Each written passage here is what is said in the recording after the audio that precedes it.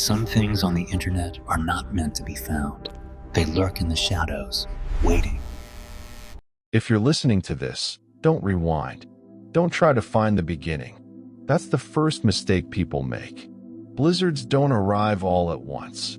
They erase things quietly, layer by layer, until you can't tell what was ever supposed to be there. I'm talking to you directly because I don't know how much longer this will stay up. Stories like these don't vanish loudly. They just stop being available. Accounts go inactive. Threads lock themselves. Comment histories turn into blank silhouettes. I hesitated to add my voice to that pattern, but silence feels worse. The first time I realized snow could break rules, not just roads, I was standing perfectly still. The wind had died. The world was white and soft and impossibly calm. That's when I saw it, halfway buried, facing the wrong direction. I won't describe it yet. Just know it wasn't debris, and it wasn't alive, and it definitely wasn't something that should have been out there alone. People assume blizzards are chaos. That visibility drops. That engines fail. That you get lost. The truth is more unsettling. Blizzards simplify things. They remove choices. They compress the world until there's only what's close enough to touch and whatever is close enough to hear you breathing. I've watched others try to explain what happens in storms like these. They add too many details, hoping facts will protect them. It never works. The snow doesn't care how reasonable you are. It only remembers patterns. If you're wondering why you've never heard stories like this before, it's because most of them don't survive long enough to be shared. And the people who do share them tend to stop answering questions after the first snowfall. Some of you will feel that itch now, the sense that this isn't entertainment, but a warning you don't remember agreeing to receive tonight in the dark alone. So before you decide this is just another winter story, let me ask you something simple. Before the snow came, everything was ordinary. I didn't collect these stories the way you might expect. There was no archive, no single place they lived. They were scattered across dead message boards, cached pages, private emails forwarded with subject lines like, "Don't post this," or "Read before winter." Some were half-finished.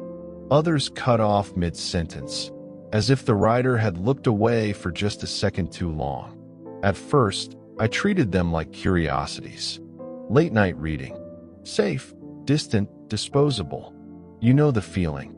A warm screen, a quiet room, snow nowhere near you. But the longer I stayed with them, the harder it became to pretend they were static. These stories shifted. Details repeated across years and usernames that should never have known each other. Phrases echoed. Mistakes lined up too cleanly. Extreme blizzards do something isolation alone can't. They don't just trap people physically. They narrow behavior. Everyone makes the same choices. Everyone believes the same lies about safety, about waiting it out, about help coming. That's where the patterns form. Same rules, same missteps, same endings, even when the names and places change. I've read dozens of accounts like this, more than I should admit. I'm not sharing most of them. Some are too incomplete. Some contradict themselves in ways that feel intentional. And some seem to respond when you think about them too long. Those never make it past my drafts that if you've listened to stories like this before, you might recognize certain comments. The ones asking if anyone else heard that sound. The ones claiming their snowstorm felt wrong after watching.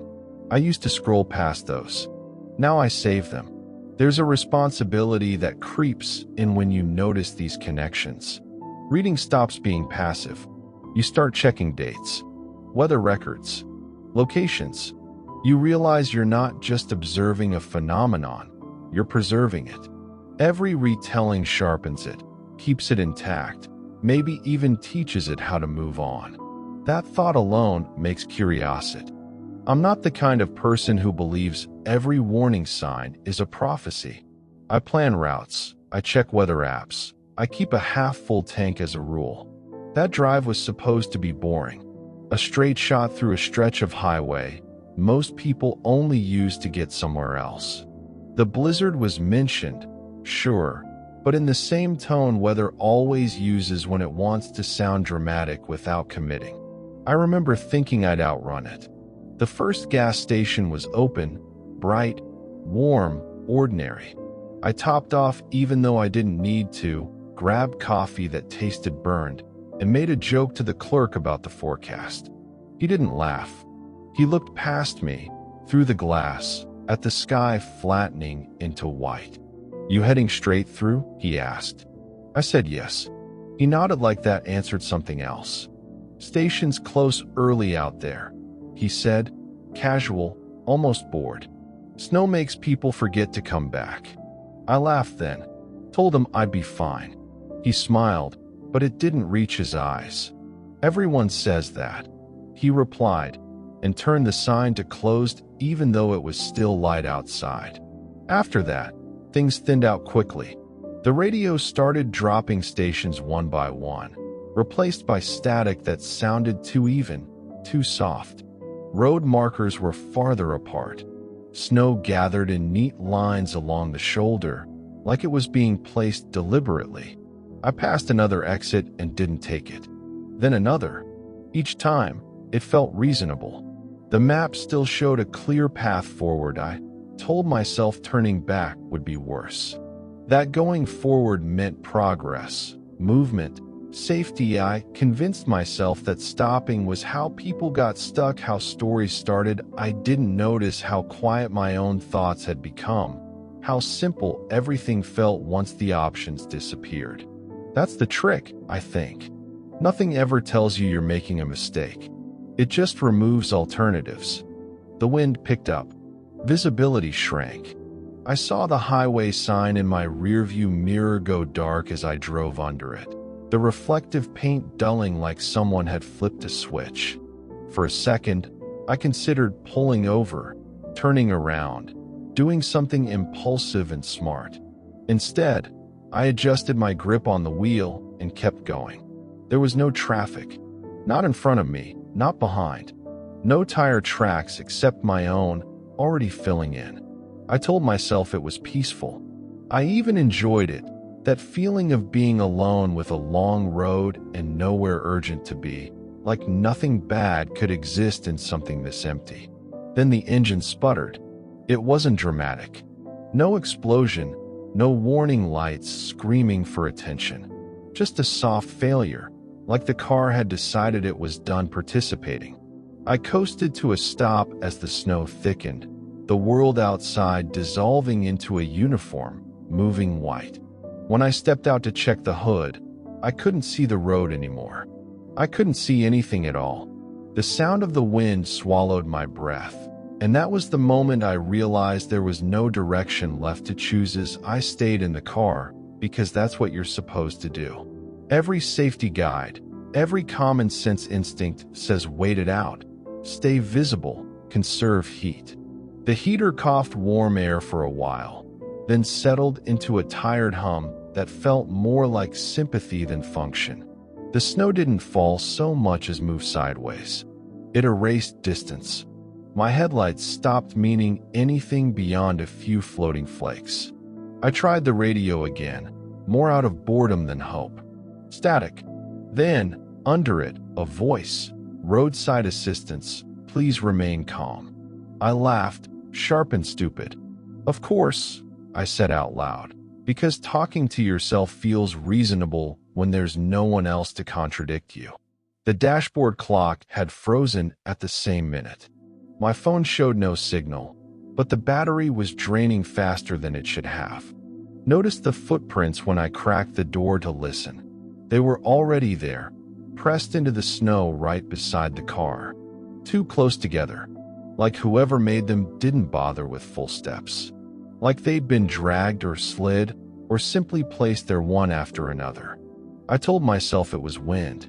I told myself snow does weird things when it piles up. I told myself anything that kept me from finishing the thought forming behind my eyes. The radio crackled again. Same voice. Same tone. Help is on the way. Stay where you are. That's when I realized it was repeating what it had heard. Not responding, replaying.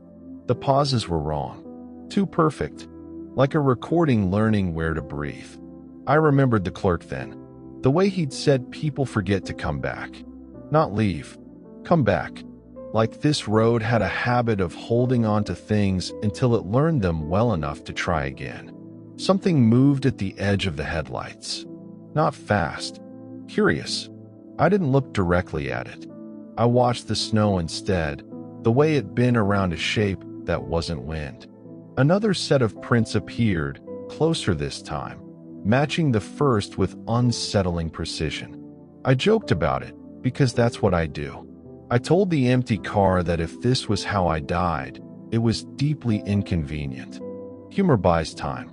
It fills space fear wants to stay frozen, counting breaths, because moving felt like an invitation.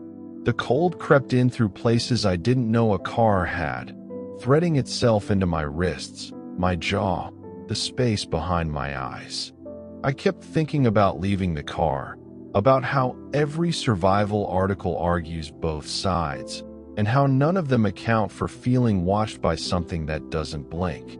The snow shifted in small, deliberate sighs, as if adjusting its weight.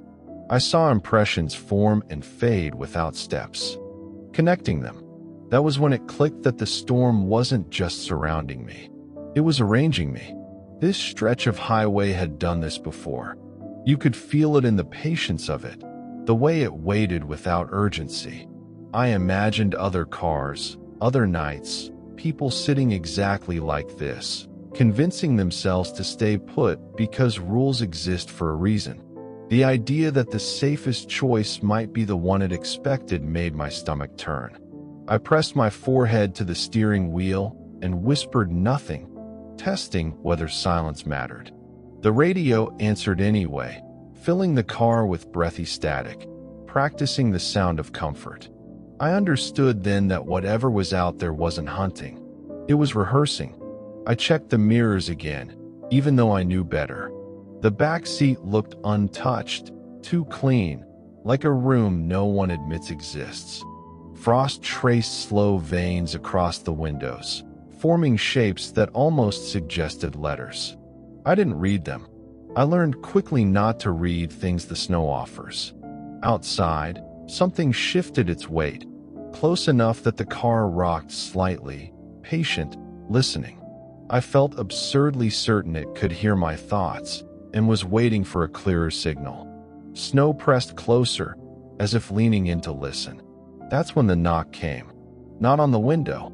On the roof. I still don't understand why I opened the door. That's the part people fixate on, as if logic survives moments like that. It didn't feel like a decision.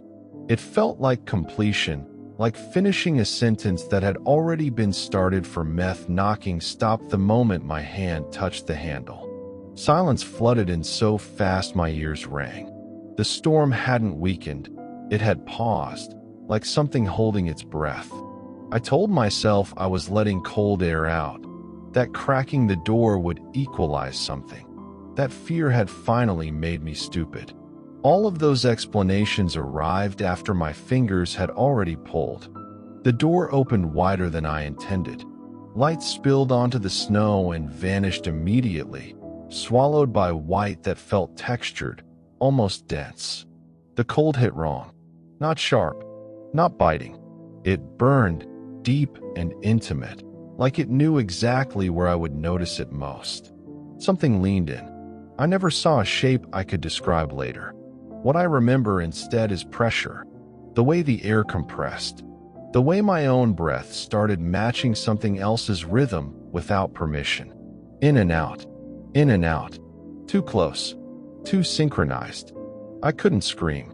My chest worked, but the sound refused to exist. The cold spread, not outward, but inward, threading through muscle and memory alike. I had the insane thought that this was how the road learned you. By breathing you in. By cataloging the shape of your panic and the weight of your name. For a moment, I felt recognition. Not mine. Something else's. A pause that felt like satisfaction. as if whatever stood there had been waiting patiently for me to finish opening the door, the way you wait for someone to finally admit the truth out loud. Then, just as abruptly, everything stopped. No wind, no movement, no sound. The headlights illuminated untouched snow, smooth as if nothing had ever stood there at all. The door was still open. My hands were numb and empty. I sat there shaking, waiting for the next rule to break, waiting for the storm to remember it had unfinished business. Eventually, another car came. A plow, maybe. I don't remember faces clearly, only voices asking if I was heard, asking why I was parked there with the door open. The storm had ended miles back, they said. Cleared up fast. Lucky timing. Nodded. I agreed. I went home. That should have been the end. It wasn't. The snow followed in smaller ways. Frost forming inside windows that weren't cold. Footsteps outside my apartment during clear nights. The feeling that silence had texture now, that it leaned closer when I wasn't paying attention. I caught myself listening. I stopped trusting closed doors. I avoided highways after sunset. I memorized weather forecasts the way people memorize alibis, not to feel safe, but to know when to expect company. The world hadn't returned to normal. It had only learned how to hide better. I started noticing others flinch at snow sounds too, strangers who paused mid-step, listening, as if something familiar was calling them by an old name they couldn't place too late. I used to think this story ended there. Survival. Lesson learned. Then I started reading the others, and realized this was only the part you're supposed to remember first. So if you ever hear snow fall in a way that sounds like it's listening, pay attention. You might recognize the sound before you recognize the reason. That's where I would usually stop. Post the story, answer a few questions, log out. But once you start noticing patterns, stopping feels irresponsible. I began lining them up. Posts from different years, different countries, written in voices that never met. Same phrases appeared like copied homework. The storm paused. The radio answered anyway. I stayed because that's what you're supposed to do. Always the same confidence right before the same mistake. Weather reports matched too closely to be coincidence. Sudden whiteouts. Rapid pressure drops. Highways listed as temporarily closed with no follow-up updates. When I checked archived comments, whole threads were gone. Locked. Scrubbed. Usernames reduced to gray placeholders, as if they'd never existed at all. One deleted account kept showing up in screenshots, quoted by others before it vanished. No profile picture. No history. Just a single reply repeated across multiple stories. If you're reading this during snowfall, don't finish it alone. The first time I saw it, I laughed. The fifth time, I shut my window. People like to think horror stories escalate. Bigger monsters. Louder violence. The truth is they narrow. They repeat. They wait for you to recognize why. I took the night shift because it was quiet. Fewer calls, more routine, the kind of work where you follow checklists and trust systems older than you are. The call center sat alone on the edge of town, a low concrete building surrounded by fields that disappeared every winter. When the blizzard warning came in, no one panicked. We'd worked storms before. The power flickered around dusk, just enough to make everyone glance up. Backup generators kicked in smoothly. Phones stayed live. Screens glowed the same dull blue. We joked about getting snowed in, about overtime pay and bad vending machine dinners. It felt controlled, professional. By midnight, the roads were officially closed. 2 operators left early with permission, promising to message when they got home. They never did. Another coworker watched the snow stack against the windows and said she didn't like the way it sounded tonight. I told her snow always sounds the same. She clocked out anyway. That left 3 of us. The first call came in right on schedule. A stranded driver, calm but shaken. I followed protocol, asked for location, checked coverage maps. The address didn't exist. I assumed a typo. He corrected me, annoyed, insisting he'd lived there his whole life. When I put him on hold to verify, the line went dead. Calls started stacking faster than usual. People asking for help from places our system showed as offline. Rural dead zones. Roads that had been closed for hours.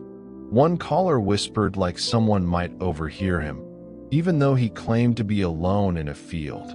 Another asked me if I could hear the wind through his phone, then apologized when I said no. We kept working because that's what you do. You don't question the infrastructure while it's still standing. Around 2, one of the remaining operators received a call and froze mid-sentence. I heard her repeat her name, slow and careful, like she was calming a child. Then she hung up, logged out without a word, and walked straight into the STO. The calls didn't slow down. My supervisor tried to reach regional control. No answer. The internal chat stopped updating. Clocks across the room disagreed with each other by minutes at a time. Every call I took felt slightly out of phase, like I was answering questions that hadn't been asked yet. One man begged me to stay on the line because the snow outside was saying his address back to him. A woman sobbed because emergency services had already arrived, but she could still hear herself calling for help. I typed notes I knew no one would review. When my headset crackled and a familiar voice said my name, I didn't correct it. I just listened, because some part of me understood that helping was no longer the same thing as saving. The blizzard pressed harder against the building, rattling vents and seams, as if the weather itself was impatient. Snow packed against the doors until the emergency exit alarms chirped uselessly. I remember thinking how strange it was that the phone still worked perfectly while everything else failed in polite, orderly ways. Training tells you to treat every caller like they're real, like they matter, even when facts don't line up. That night, the rules felt reversed. The more professional I sounded, the less human everything became. By the time another call rang through, I was already bracing myself, aware that answering felt less like duty and more like an invitation I couldn't take back. Tonight mattered. By 3 a.m., the building felt smaller. Every hallway seemed to tilt slightly, like the snow pressing in had found purchase under the foundation. Calls didn't come at regular intervals anymore. They spilled over one another, arriving from numbers that shouldn't exist, from places that had been declared unreachable hours ago. Some voices were calm, precise, polite. Others were frantic, panicked, terrified, but all carried a strange clarity, as if being buried alive enhanced their ability to speak. One caller explained, without prompting, that his roof had collapsed under the weight of snow. He spoke in measured sentences, detailing every creak and groan above him. I asked if he needed immediate help, and he laughed softly. "Help," he said. "The system has rerouted it already. You're just listening." The line clicked dead. Calls began looping. A woman described falling down an icy slope, repeated it 3 times in the exact same words, then paused and asked if I had heard it before. I told her I had not, though the tone in her voice suggested she already knew the answer. The same phrases, repeated, recycled, precise. It felt like someone, or something, was cataloging us. The blizzard outside pressed against the windows, quiet but watchful, like a giant ear waiting for the next syllable. I laughed at one point, a dry, humorless laugh, because what else do you do when a man calls to tell you the snow outside is mimicking his heartbeat? "Sure," I said. "That makes perfect sense. Must be coincidence." My own voice sounded foolish, but dark humor was the only armor left. It helped me keep breathing while the building itself seemed to hold its breath. Some calls predicted events before they happened. A teenager called to complain about losing power, and 20 minutes later, the lights flickered and died exactly as she said. A man whispered coordinates of a fallen tree that would block the highway before the road crews even. I thought I had seen everything that night. I had answered calls from voices buried alive, from numbers that didn't exist, from people describing events that hadn't happened yet. I had endured the loops, the whispered coordinates, the snow outside that sounded like it was counting my breaths. But then it happened. The next call came in like any other. I reached for the receiver, expecting panic, confusion, maybe a technical error. The moment I lifted it, I heard my own voice. Clear, calm, familiar. Every word I had said that night, recorded and repeated back to me as though I were someone else calling in. You'll see the power flicker at exactly 3:42, it said. Not a warning, not a question, just a statement, precise, mechanical, yet carrying an undertone I couldn't place. My fingers froze on the keypad. I checked the clock. 3:41.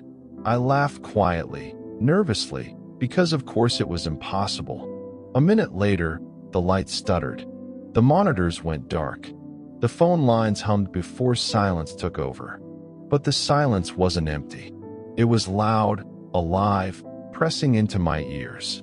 I could still hear the rhythm of that call in my head, synchronized with my own heartbeat. The building, the snow outside, even the dead air seemed to hang on that moment. I stayed on the line as long as I could, waiting for the next syllable, the next phrase, the next repetition. But there was nothing. Not a click, not a static hiss, not a whisper. Only the snow. Only the awareness that I had answered a call from myself. By dawn, the blizzard had weakened enough for me to leave. I walked out, numb, blinking against the white glare of a world that felt alien. I quit that night. I never returned. I couldn't. Even now, I hear faint ringing during snowfall, a memory or a warning I cannot escape. It's never loud, never intrusive, but just present enough to make me check my phone, check the windows, check myself. I grew up on the edge of nowhere, where winter meant isolation and stories meant survival. The town everyone avoids talking about used to be on the maps, just a dot along a river, easy to skip over. No one there called it by name anymore. Not after the first blizzard took it, decades ago. My parents whispered the name only in half sentences, warning me not to ask too many questions.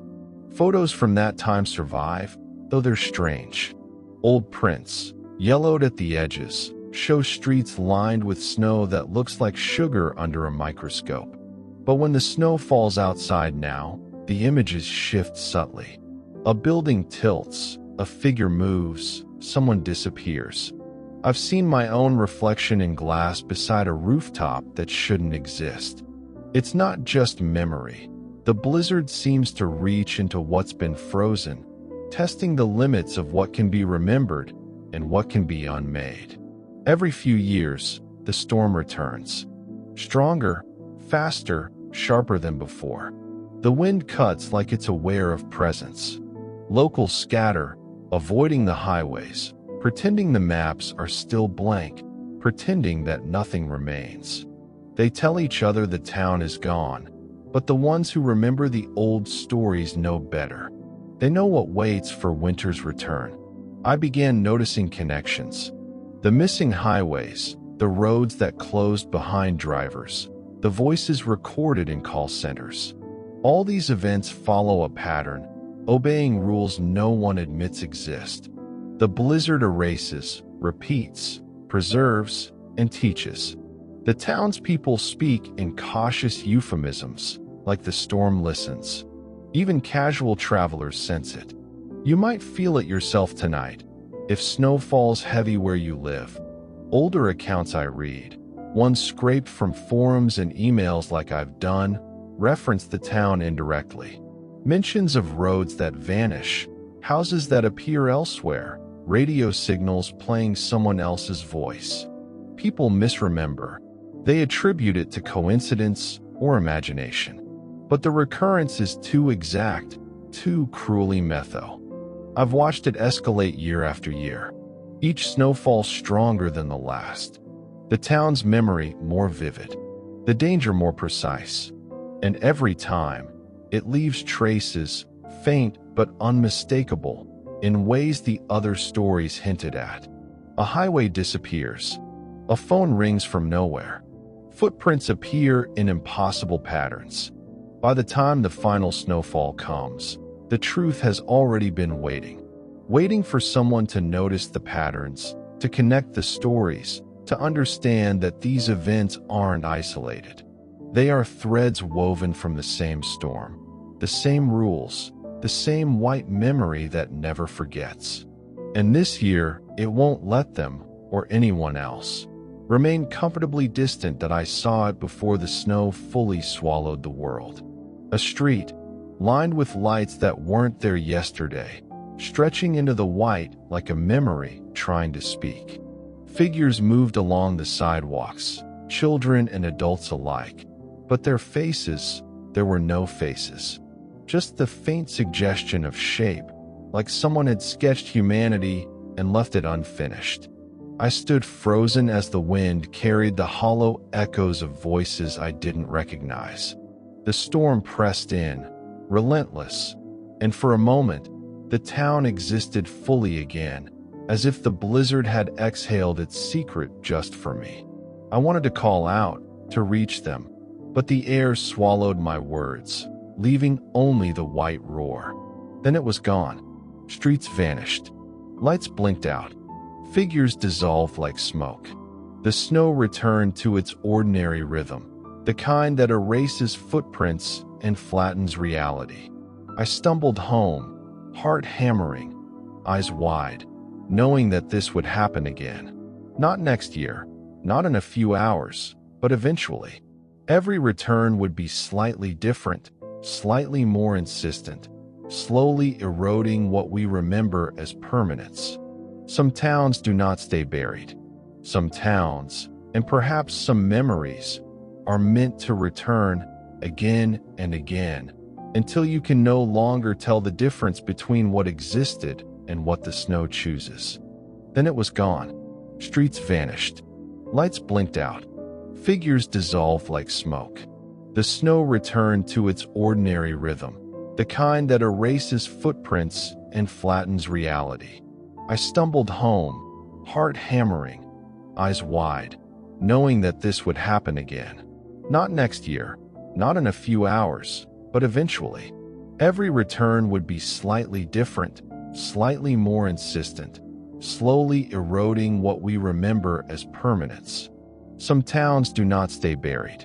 Some towns, and perhaps some memories, are meant to return again and again, until you can no longer tell the difference between what existed and what the snow chooses to remember for you. If you notice patterns when the snow falls, don't dismiss them. Every sound, every shift in the wind could be cataloged, remembered, waiting. Share what you've seen, what you've heard in the comments. Your stories matter. They become part of this record, part of the storm's memory. The more we admit, the more the truth takes shape. And remember, even as you listen safely from home, the storm outside your window may already know your voice.